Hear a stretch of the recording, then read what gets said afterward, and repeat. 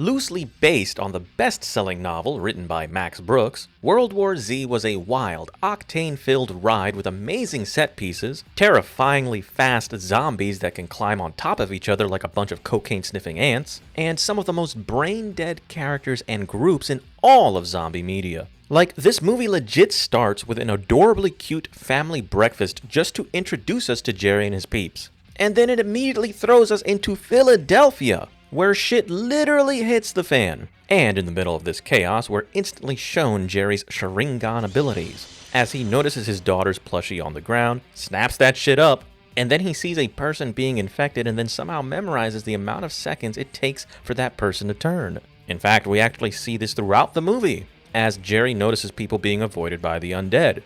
We see his high-level intellect and precog abilities as well when he realizes that the people in Israel are being too damn loud. And we also see him pull a fucking Rick Grimes when he axes the Israeli hottie's hand off, in order to save her from being fully infected. We also see him being smart enough to wrap his entire arm with a magazine, in order to avoid getting bitten. Hell, he even takes the time to make sure that he wasn't infected because he recognized that he got infected blood near his mouth and eyes. This man also has balls of steel, being willing to infect himself with a randomly potentially fatal disease. He has an excellent drop shot, and he's also mad skilled at embarrassing the undead.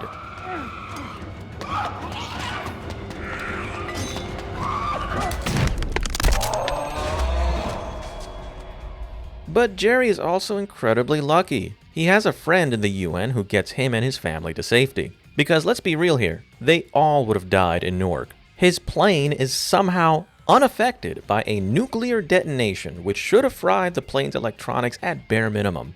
He somehow magically got the right disease to infect himself with. He somehow managed to survive a fucking plane crash when almost everyone else and their mother got cooked. Like, no lie, Jerry Lane is the man you want to be with. He's got all of the best attributes of a zombie apocalypse survivor, while also having literal plot armor. Be that as it may, the zombies in this movie don't fuck around. You have to headshot them. They're durable enough to fall off of the Attack on Titan walls and survive after impacting the ground at terminal velocity. They can climb like ants on LSD, and they're also terrifyingly strong. Shit, these fuckers will literally throw themselves at you with zero concern for the safety of their own bodies. And most annoyingly, these creeps will activate sentry mode when they're dormant, literally making stealth a pain in the rear. No cap, if I had to deal with these infected freaks, I'd pull a Dr. Jenner and opt out of life. Which would be the smart move for most people, at least in my own humble opinion.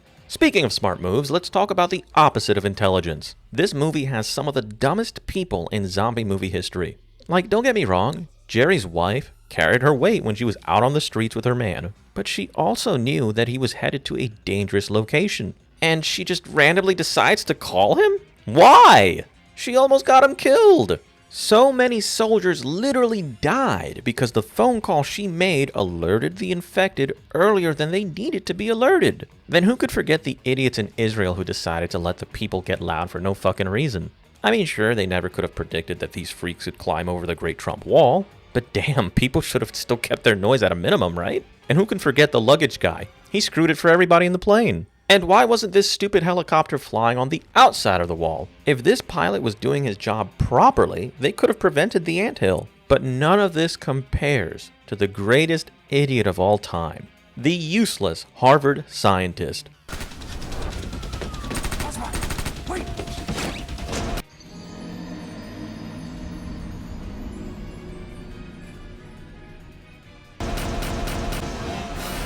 Yep, the man legit domed himself in the most humiliating manner possible.